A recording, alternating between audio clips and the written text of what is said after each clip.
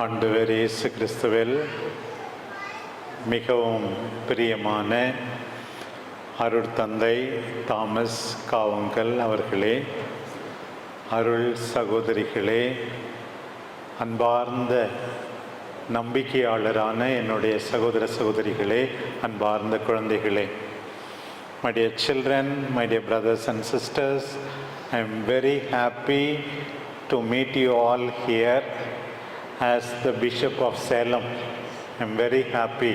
உங்களை பார்க்கும்போது ரொம்ப சந்தோஷமாக இருக்குது. அதுவும் புனித செபஸ்தியாருடைய திருவிழாவை நீங்கள் கொண்டாட தொடங்குகிறீர்கள். அதற்காக உண்மையாகவே நாம் மிகவும் மகிழ்ச்சி அடைகின்றோம்.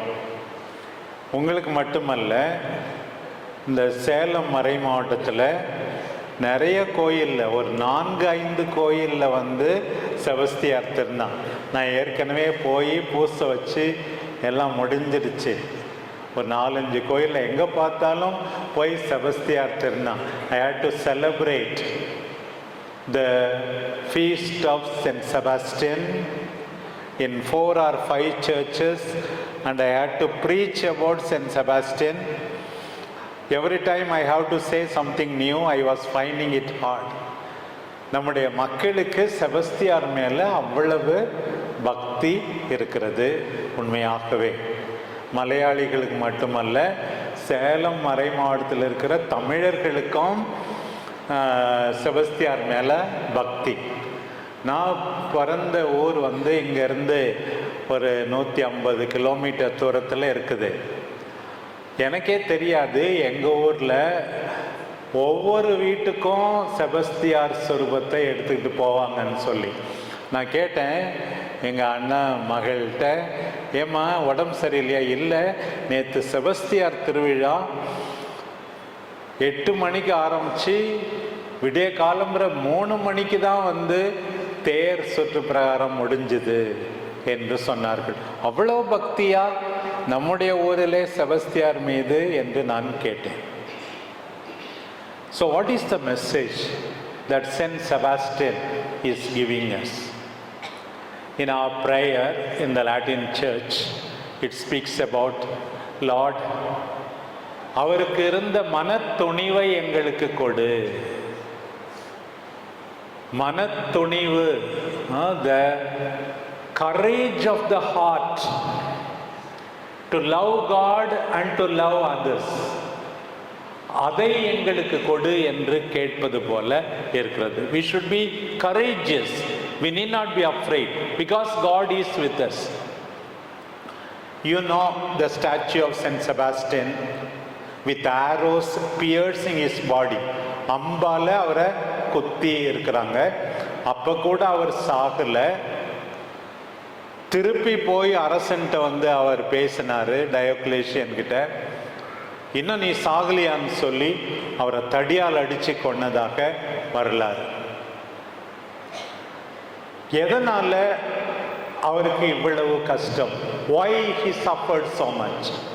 Because he loved God. Because he believed in Jesus. இயேசுவில் நம்பிக்கை கொண்டார். அது ஒரு முக்கியமான காரணம். இன்னொன்று, அது எப்படி வெளியே தெரிஞ்சதுன்னா, when people were in prison, he went to help them. Saint Sebastian suffered because of his love for God, love for the brothers and sisters. My dear brothers and sisters, நம்ம எதுக்குமே பயப்படவே கூடாது. When we love God and do good to our brothers and sisters, we should be all the time doing good because we love God. கடவுள் நம்மளை கட்டாயம் பார்த்து கொள்வார், கவனித்து கொள்வார். அதுதான் செபாஸ்டியன் கற்றுக்கணும். இங்கே திருவிழா நன்றாக கொண்டாடிவிட்டு ஆண்டவர் மீது பிறகு பக்தி இல்லாமல் இருக்கக்கூடாது. குடும்பத்தாருக்கு நல்லது செய்யாமல் இருந்து விடக்கூடாது. We have to do good. We should make them happy. அதுதான் இந்த உலகத்தில் நிறைய கெட்டது நடக்குது. நம்பிக்கையாளரான நாம் நல்லது செய்ய வேண்டும், நல்லது செய்ய வேண்டும், கஷ்டப்பட்டு உழைக்கணும். Children, I want all of you to study well, to grow in knowledge and virtue, and be a blessing to your parents. Hard work. Recently I was reading about a French writer. Suddenly he who was editor of a newspaper suffered a stroke, heart attack. All the organs of his body became inactive. Only his left eye, அவருடைய இடது கண்ணை தவிர மீதி எல்லாம் செயலிழந்து போய்விட்டது. அப்ப கூட அவருடைய ஆசை இன்னும் ஒரு புத்தகம் எழுத வேண்டும், I have to right one more book என்ற ஆசை தீரவில்லை. உடனே அவர் என்ன பண்ணாரா, ஒரு ஸ்பீச் தெரபிஸ்ட கூப்பிட்டு 200,000 times, 200,000 times he blinked his left eye and made him write his last book. For every word he took 2 to 5 minutes it seems. கண்ணை அசைச்சு அது இந்த வார்த்தைன்னு சொல்லி எழுத வச்சிருக்கிறார் பாருங்க. Somebody whose only left eye was working, கை வேலை செய்யல, கால் வேலை செய்யல, எதுவுமே வேலை செய்யல, how he can do something? You all can become somebody. இங்க இருக்கிற எல்லாரும் நல்லது செய்ய முடியும், ஏதாவது சாதிக்க முடியும், மற்றவர்களுக்கு உதவி செய்ய முடியும். All can do good. I also read about another little girl by name Nora. நோரான்னு ஒரு பொண்ணு Iraq தலைநகரத்தில், in the capital of Iraq, in Baghdad, in the home for the abandoned children, கைவிடப்பட்ட குழந்தைகளுக்கு இருக்க வீட்டில் நோரான்னு ஒரு குட்டி பொண்ணு. அதுக்கு 2 கையும் கிடையாது, காலும் கிடையாது. 2 கையும் இல்லை, 2 காலும் இல்லை. என்ன செய்ய முடியும்?